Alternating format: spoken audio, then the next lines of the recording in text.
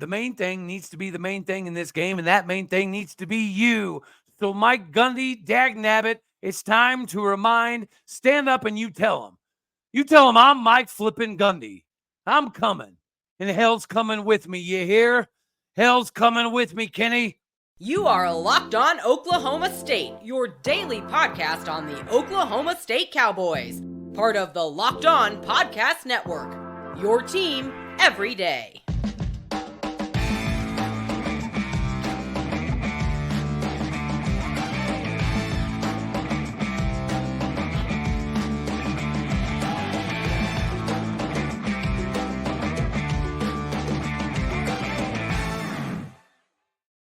Howdy, y'all, and hello, all. Welcome back to Locked On Oklahoma State, your daily stop for all things Cowboy and Cowgirl related. My name is Cody Stovall. I want to thank you very much for stopping by to make this your first listen. You could be anywhere. We're so happy that you choose to be here.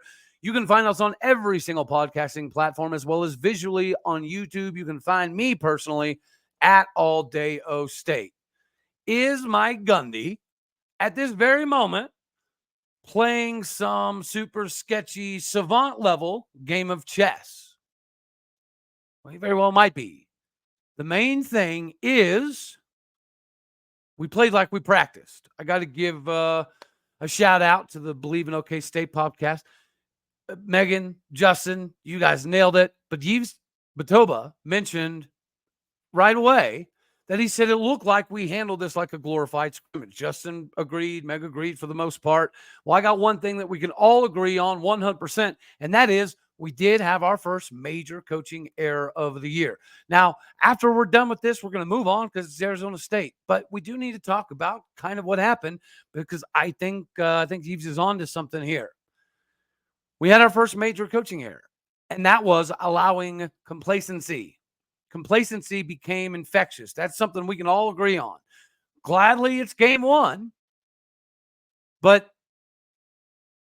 the complacency factor definitely popped its ugly head up here.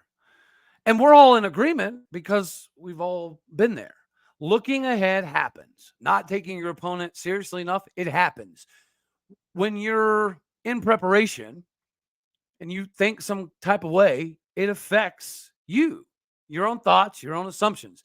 Complacency makes you study film less because you already do feel some type of way. And as soon as you find out, right, that one or two things that you already probably thought were true are true, then you go on your merry way. Like if you think you can exploit a defense or a guy on the defense based on your ability, and then you see something on film that says, oh, yeah, definitely, I got this guy cooked all day.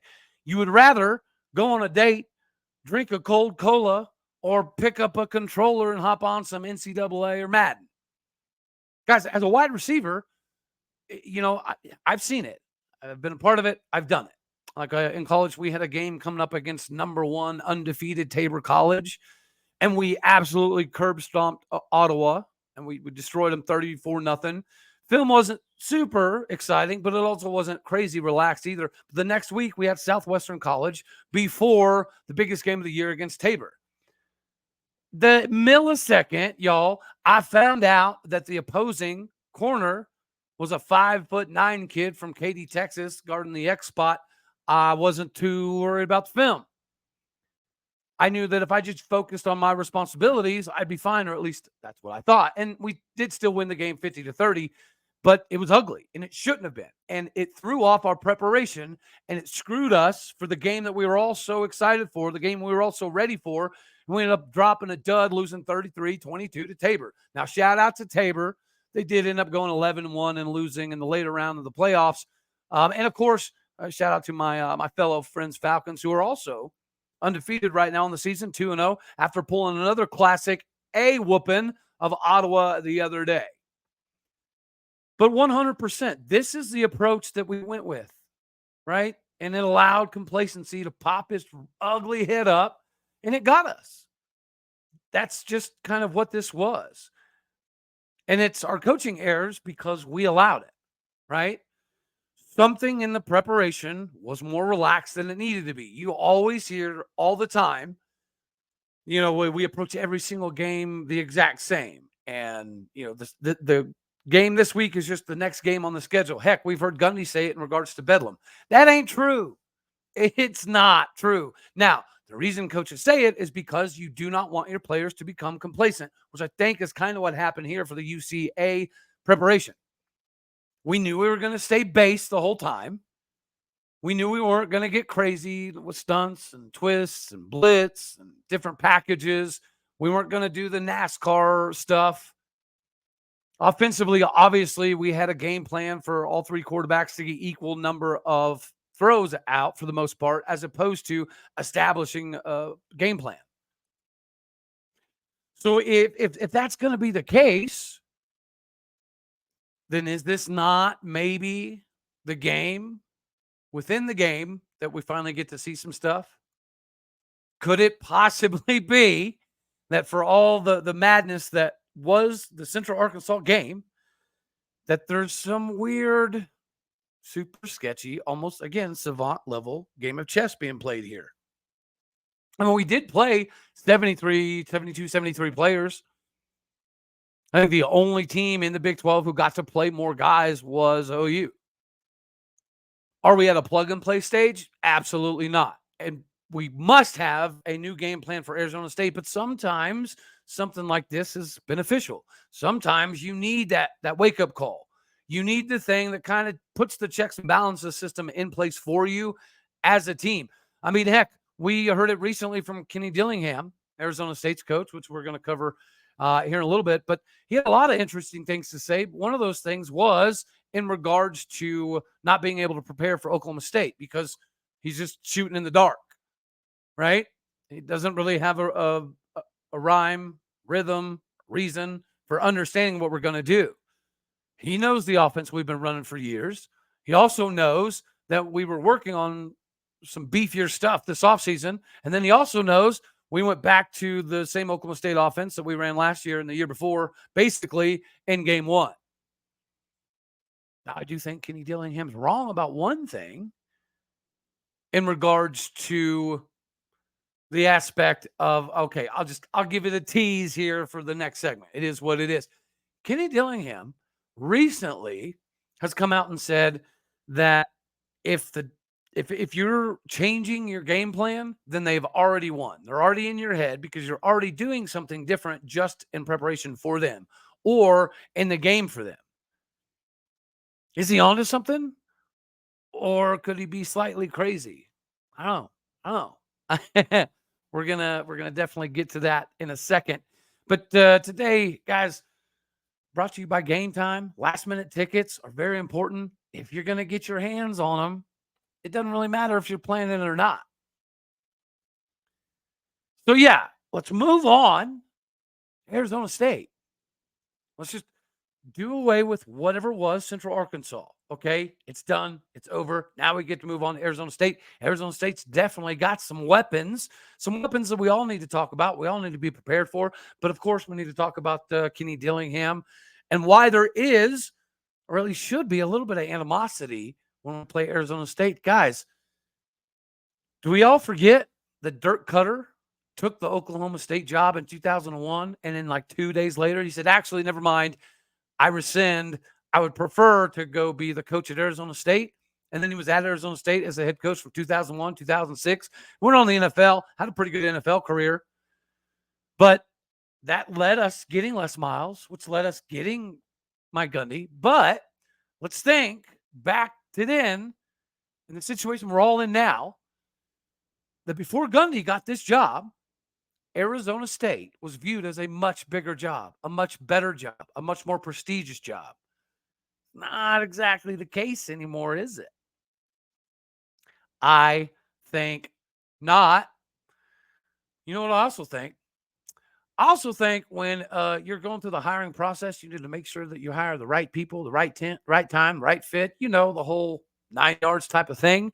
And LinkedIn Jobs is the way that you can get that done. So do yourself a favor whenever you're about to look for the right employees for your company. Give LinkedIn Jobs the first crack at it so you can get the right hire the first time around. There's a multitude of reasons why small businesses do, in fact, consider LinkedIn Jobs number one in developing quality hires versus all of the leading competitors. They have simple tools and screening questions to make it super easy for you to focus on the candidates with just the right skills and experience so you can quickly prioritize who you're going to interview.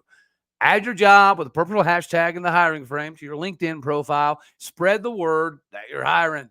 LinkedIn Jobs is going to help you find the qualified candidates that you get to talk to faster. And best part, you get to post your job for free.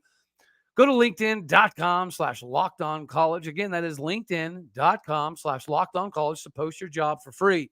Terms and conditions do apply, but do not let the next best hire get away from you. All right, now we get to jump in to the meat and taters section of this whole deal here. And to me, that's going to be Arizona State. So let's talk about just in general what we need to kind of look out for. There's a stated confusion when it comes to Oklahoma State, right? Coach Kenny Dillingham has already said that it's kind of hard to get prepared for Oklahoma State, not only because we played multiple quarterbacks, but because I know I can't speak English sometimes, because we used kind of different play calling for all three as well. And we didn't really get a lot of the running game established to the very end.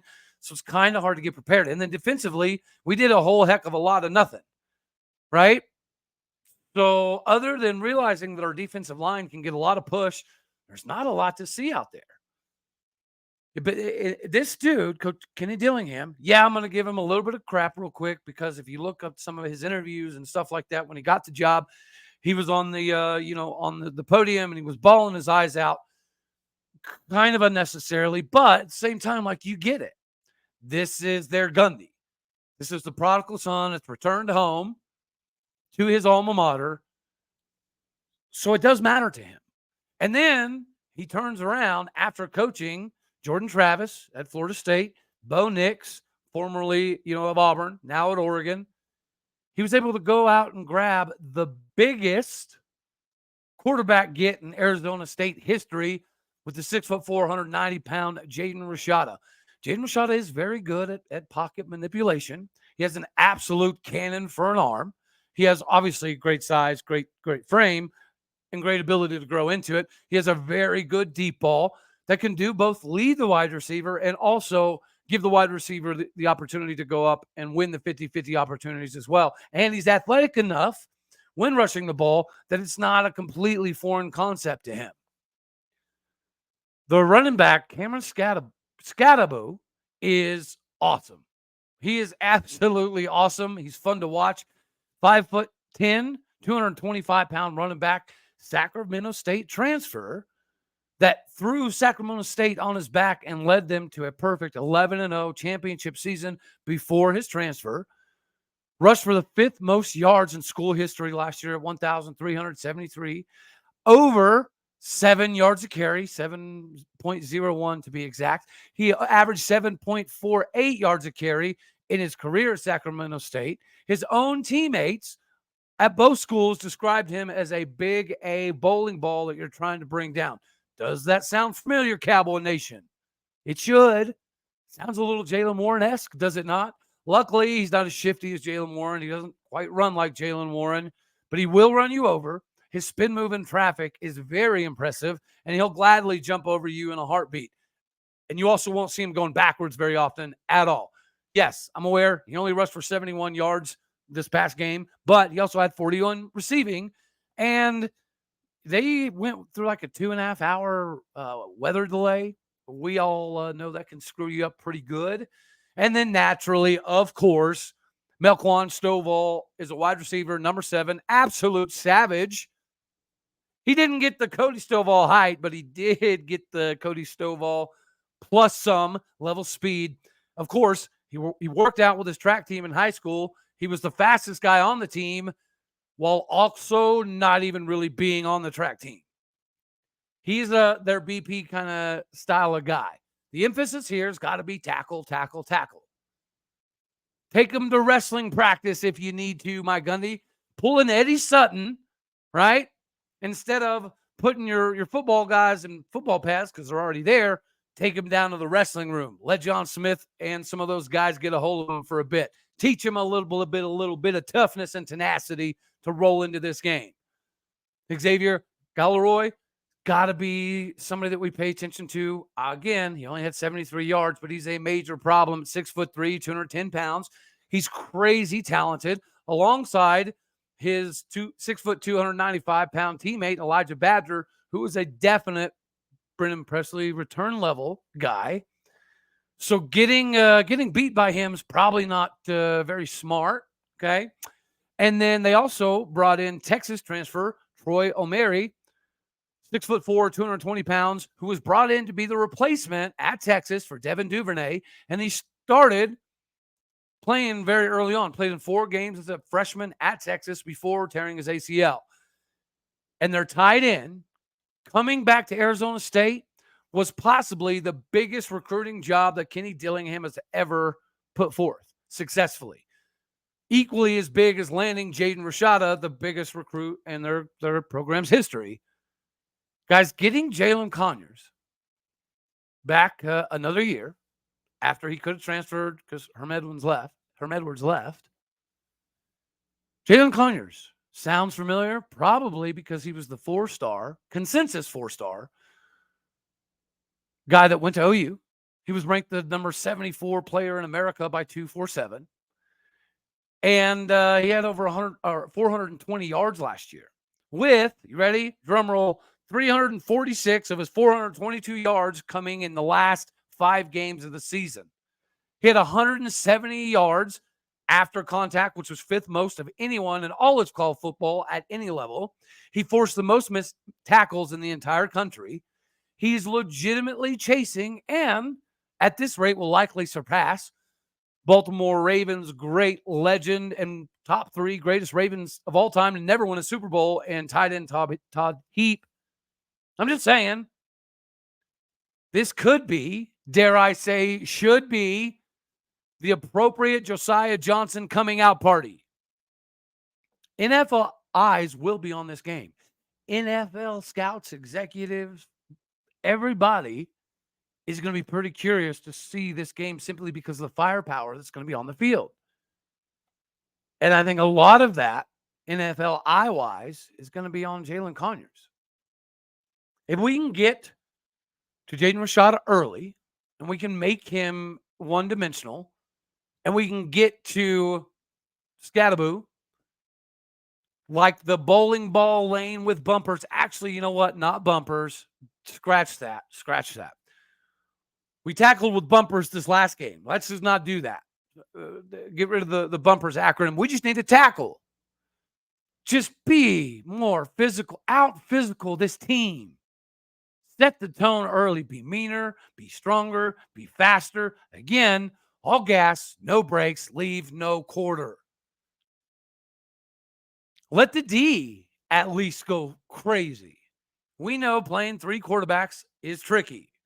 Right? We also know playing 3 quarterbacks again is going to be tricky offensively. Getting 22, 21, 20, 19, whatever snaps a piece isn't probably the best recipe for success, especially with the new kind of clock management style of rules. I hope that we find a way to just hammer home the presence of physicality here. We can be really good if we don't mess that up. And I just got an amazing opportunity. Greatly appreciative of the opportunity to make the trip down to Tempe. Just got the opportunity last night, though. So probably cannot swing this one. But if you're looking to get into a game, you don't need to worry about whether you need to plan for months in advance, because buying tickets to your favorite events shouldn't be stressful. With GameTime, it isn't stressful anymore. It's the fast, easy way for you to buy tickets for all sports, music, comedy, and theater near you. Of course, you know they got killer deals, last-minute tickets, best prices guarantee. You can stop stressing. You can get hyped up. You can get ready to rock and roll. They've got flash deals and last-minute tickets. Easy to find and buy tickets for every kind of event in your area. They have image of the seats and the views, so you already know what you're getting into. Lowest price guaranteed. Event cancellation protection. job loss protection. Forget about all the planning. Forget about all the crazy. This is what you need in your life. And you can buy the tickets directly to your phone. You don't have to mess with the email and all that fun jazz. So download the GameTime app, create an account, and use code LOCKEDONCollege for $20 off your first purchase. Terms apply, of course. But again, create that account, redeem your code LOCKEDONCollege, all one word, for $20 off. Download GameTime today. Last minute tickets, lowest price, guaranteed. Yeah. That's all I want to see. I think that's all of us want to see. Is just to get rid of the idea, to get rid of the fallacy that you have to be one-dimensional. I know it's early on, but I also know we did a lot of that already this last game. Let that be the dud, right? Because as people pointed out, in 2021, we barely beat Missouri State week 1. And that ended up being likely, at least arguably, the greatest defense in Oklahoma State history. So, yeah, we shouldn't all jump off the conclusions map right away, sure. But as we just put forth, Arizona State's state of confusion could be something that we benefit from. Arizona State's top threats offensively, we better be prepared for. And I'm thinking that our players saw the same result last week. Our players probably got chewed upside down 7 ways from Sunday, as they should have. But I guarantee you the coaches aren't in complacency mode at the moment. I guarantee you the coaches aren't like, okay, well, we're going to go super base and super developmental yet again against a Power 5 future Big 12 opponent in Tempe, Arizona. So there's got to be an uptick, right? An uptick in familiarity, an uptick in preparation, an uptick in intensity. Guys, the physicality and the intensity have been the name of the offseason for the most part. So to come out game 1, you got to wonder, like, what cut our legs out from under us? Well, it was probably just the aura of the coaches and just the understanding that we're going to go super basic, right? Because this is this opponent. We're going to get as many players in the game because this is that opponent. I can guarantee you some of those guys, some of them, maybe not all, maybe just a little bitty bit, but some of them did not focus a whole heck of a lot on this game, especially your starter guys that knew they were going to get pulled and rotated quite a bit. It's a fact of life. But now we get to move on because it's Arizona State week. Arizona State's got a lot of offensive weapons that we need to pay attention to. Tomorrow, we'll dive into a little bit more of the Arizona State stuff. But I think that's pretty good for this one. Guys, make sure that if you haven't yet, go check out some of the O State podcasts that are out there, like Believe in OK State, like OK State Probs, because you want to acquire as much information as physically possible. We're going to grow this thing. We're going to grow the brand along with the brand. All righty, y'all. I reckon we're going to have not a lot to say about the offensive side of the ball tomorrow. But yeah, we'll jump into some of it, of course. All righty, y'all. You know I love you. God bless. Of course, go Pokes. And thank you for tuning in to make this your first listen here on Locked On Oklahoma State. You could be anywhere. You choose to be here. I love you for it. All righty. Later, taters.